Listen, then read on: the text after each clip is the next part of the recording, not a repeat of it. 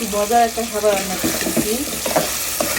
চিংড়ি মাছ দিয়ে কাঁঠালের বিচি দিয়ে, আর হচ্ছে এই যে লতি,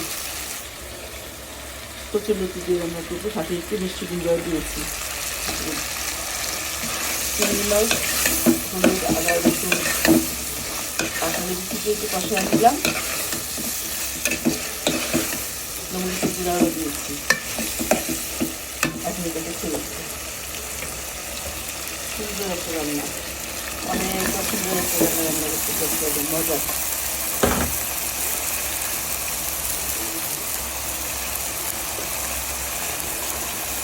লবণ দিয়েছি, আর লবণ দিয়ে দিই, গান আসতেছে। চিংড়ি মাছ গানটা সেই মজা।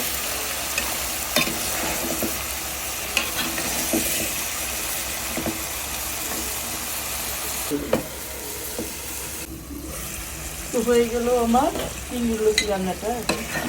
বসে রাখছিলাম, তোকে দারুণ হয়েছে না? কাঁচামরিচ ছেড়ে দিব, কাঁচামরিচগুলো ছেড়ে দেবো। একটা রান্না হয়েছে চিংড়ি লতি দিয়ে।